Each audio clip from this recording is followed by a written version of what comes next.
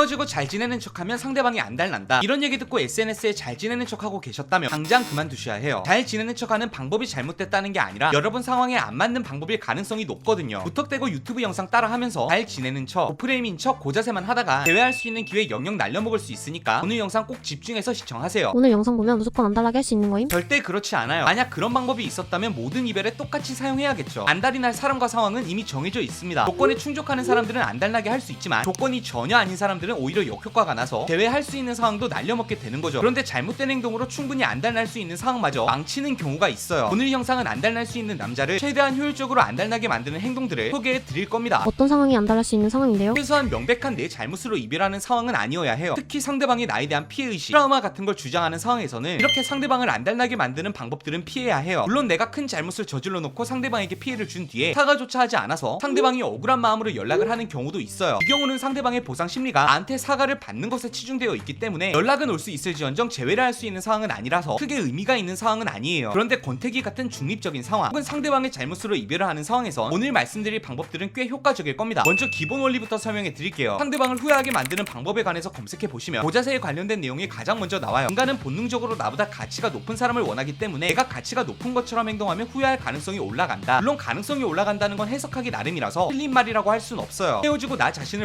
발전시키고 열심히 자기 개발을 해서 상대방이 나를 만났던 때랑은 비교도 안 될 정도로 예뻐지고 내 가치가 높아진다면 당연히 상대방이 후회할 확률도 올라갈 거예요. 여기까진 상식적인 얘기죠. 그런데 이런 방법이 하루 이틀 아니 한 달 두 달의 시간이 있더라도 가능할까요? 당연히 쉽지 않을 거예요. 탄탄한 몸매 하나를 만들기 위해서 헬스를 하더라도 최소 6개월에서 1년 이상 걸리니까요. 이런 방법은 천천히 장기적인 재회를 준비해야 할 때 하는 거고 오늘 우리가 바라는 건 내 객관적인 가치랑 상관없이 현재까지의 관계를 바탕으로 상대방이 안달나게 만드는 방법을 배워볼 거예요. 이별 후 단기적인 기간에 후폭풍이 오게 만들려면 상대방이 후회를 하게 만들어야 하는 건 맞는 말이에요. 그런데 후회를 하기 전에 반드시 거치는 과정이 있어요. 상황 부정 그리고 인지 혼란을 겪는 과정이 있어야 해요. 처음에 이별을 선언한 상대방은 자신의 선택이 옳았다라는 확신을 바랄 거예요. 그래서 자신의 선택이 옳았다는 증거를 수집하고 반대되는 증거들은 무시하게 될 거예요. 이걸 확증 편향이라고 해요. 소비를 할 때 많이 일어나는 현상인데 A와 B라는 물건 중에서 고민을 하다가 최종적으로 A라는 물건을 선택하고 나면 그 뒤에는 A가 B보다 좋은 물건이라는 증거들을 원하고 만약 B가 A보다 좋은 물건이라는 증거가 나오더라도 무시하거나 합리화를 하게 되는 거예요. 그런데 이런 내적 합리화가 불가능해지는 상황들이 있어요. 아무리 생각해도 객관적으로 B가 더 좋은 선택이었다는 증거만 가득하고 A에 대한 만족도가 낮으면 이런 확증 편향마저도 무너지고 자기 선택에 대한 후회를 하기 시작해요. 이 과정에서 우리는 처음엔 B가 더 나은 물건이라는 걸 부정하다가 혼란을 느끼게 될 거고 결국 합리화에 실패하면서 후회를 하게 되는 거예요. 대회에서도 마찬가지로 처음부터 상대방이 내 높은 가치를 보고 후회부터 하게 만드는 게 아니라 자신의 이별 선택이 틀렸다는 걸 인정하지 못해 상황 부정을 하게 만들고 혼란스러움을 먼저 느끼게 만들어야 한다는 거죠. 쉽게 설명하면 단기적인 관점에서의 후폭풍은 가치 상승을 통해 이루어지고 단기적인 관점에서의 후폭풍은 상대방이 내린 선택 부정을 통해 이루어진다는 거예요. 여러분이 이때까지 후폭풍은 무조건 내 가치 상승을 통해서만 이루어지는 거야 라고 착각하고 계셨던 거죠. 본론으로 돌아가서 자신의 이별 선택이 옳았다는 확신을 원하던 상대방은 자신의 판단이 틀렸었다는 증거들을 마주하고 처음엔 현실 부정을 하다가 혼란스러움을 겪은 뒤에 후회까지 하게 만드는 게 순서에 맞는 방법인 거예요. 그리고 이 과정 중 어느 단계에서 자신이 겪는 답답함, 찝찝함, 혼란, 인지 부조화를 해결하기 위해서 연락이라는 액션을 하게 만드는 거죠. 여담이지만 이 차원에서 생각해보면 일방적인 사과나 매달림을 하지 말아야 할 또 하나의 이유를 알 수 있어요. 이런 행동들은 자신의 선택이 옳았다는 확신을 가지게 만드는 증거가 되거든요. 그럼 본격적으로 상대방이 자신의 선택을 부정하게 만드는 세 가지 행동 알아보도록 할게요. 첫 번째, 이별을 객관화하는 우리 입장에서의 자기 부정을 들려주세요. 방금 표현이 어려울 수 있는데 어려운 거 아니에요. 이별 선언을 하는 입장에서는 항상 이유가 있고 그럴듯한 논리가 있어요. 다른 사람이 보기에는 고작 저런 이유로 이별한다고? 이렇게 보이더라도 자기 나름대로는 타당하고 합리적인 내적 근거가 있기 때문에 이별 선택이 옳다고 굳게 믿는 거예요. 그런데 이별들은 대부분 편협한 시각으로 결정되는 경우가 많아요. 예를 들면 이미 3년 이상 만났고 성향이나 대화 방식 이런 게 모두 잘 맞는데 한 번 감정적인 싸움이 일어났다고 이별을 선택하는 게 정말 합리적인 이별일까요? 이렇게만 설명드리면 드러나지 않은 문제가 있었으니 이별했겠지. 설마 그렇게 이별했겠어? 이렇게 생각하시는 분들이 대부분일 텐데 해피형 이별 케이스를 보면 이런 갈등 한 번에 이별하는 경우들 정말 많습니다. 헤어질 때는 관계를 유지해야 할 이유들은 보이지 않고 헤어져야만 하는 이유만 보이는 거예요. 이걸 심리학에선 부정적 편향 효과라고 얘기하는데 자기 선택을 정당화하기 위해서 부정적인 면에 집중하느라 객관적인 시각을 잃어버리는 겁니다. 이때 대부분 고작 이런 이유로 이별한다는 게 말이 안 되잖아. 우리 좋았던 기억이 더 많았잖아. 다시 한번 잘 생각해봐. 이렇게 상대방을 설득하려고 해요. 근데 문제는 객관성을 잃고 자기 신념이 옳다고 굳게 믿으려는 사람에게 이런 설득은 방어기지만 더욱 높아지게 만들 뿐인 거예요. 다단계에 빠진 친구가 안타까워서 아무리 진심으로 설득하려 해도 나에 대한 반감만 커지는 걸 생각해 보시면 돼요. 그래서 이럴 때는 이별을 객관화할 수 있는 자기 부정을 들려주는 편이 낫습니다. 너랑 나랑 3년을 같이 보냈어. 가족한테도 말 못할 거다 얘기하고 어디서도 못 보여줄 걸 서로 다 봤어. 그 과정에서 너도 고충이 많았겠지만 네 허물들도 덮으려고 보단히 노력했어. 그런데 지금 이런 이유로 서로 이별한다는 거 참 잔인하지 않니? 차라리 감정이 다해서 그래서 이별한다고 말하면 그러려니 했을 것 같아. 그런데 이런 이유로 이별한다는 거 3년을 가장 가까운 자리에 있었던 내가 그동안 어떤 사랑을 했었나라는 생각이 든다. 이런 얘기는 상대방을 비판하는 얘기긴 하지만 핵심은 비판이 아니에요. 요점은 네가 이별을 선택한 이유가 그때까지 우리 관계를 고려했을 때 정말 합리적인 이유니? 상대방을 현실에 적나라하게 마주하게 만드는 거예요. 이런 표현으로 설득을 하면 반감을 사지만 나 스스로의 지난 연애를 자기 부정하듯 말하며 객관적인 상황에 마주하게 되거든요. 두 번째, 상대방의 예측 범위를 벗어난 행동을 보여주세요. 헤어지고 잘 지내는 모습을 보여줘라. 이 얘기 정말 많이 들어보셨을 텐데 여러분이 고민하시는 건 바로 이거죠. 제가 잘 지내는 모습을 보고 상대방도 마음을 정리하거나 더 정 떨어져 하면 어떡하죠? 영상 초반에 말했듯이 상대방이 생각하기에 이별 사유, 책임이 나한테 있는데 이런 모습을 보여주면 당연히 여러분이 걱정하시는 마음 정리, 정이 더 떨어지는 상황이 생길 수도 있어요. 반대로 우리 입장에서도 오랜 기간 상대방의 잘못된 행동으로 마음 고생하다가 이별했는데 아무렇지 않게 주말에 번화가 나가서 술 마시고 헌팅하는 모습을 보면 더 정 떨어지겠죠. 그런데 중립적인 이별 상황 혹은 상대방의 책임으로 이별하는 상황에서 이런 행동은 도움이 돼요. 상대방의 현실을 부정하는 인지 부조화가 일어나기 때문이에요. 우리는 이별 후에 먼저 이별을 말했건 이별을 당했건 상대방의 반응을 바탕으로 나의 존재 가치를 가늠해봐요. 일반적으로 상대방이 힘들어하는 모습을 보이면 그래도 내가 연애를 제대로 했구나. 라는 생각을 하지만 전혀 힘들어하지 않는 모습을 보면 내가 이 사람한테 그렇게 중요한 사람이 아니었나? 이렇게 자기 부정을 당하는 상황이 되는 거예요. 그리고 또 다른 측면에서는 내가 이별을 선택한 게 잘못된 선택인가? 그래서 얘가 아무렇지 않을 수 있나? 이렇게 상황에 대한 혼란도 같이 오는 겁니다. 물론 이거 하나로 무조건 상대방이 안달나는 건 아니에요. 그런데 이런 하나하나가 쌓여서 상대방의 선택이 부정당하기 시작하고 합리화의 실패에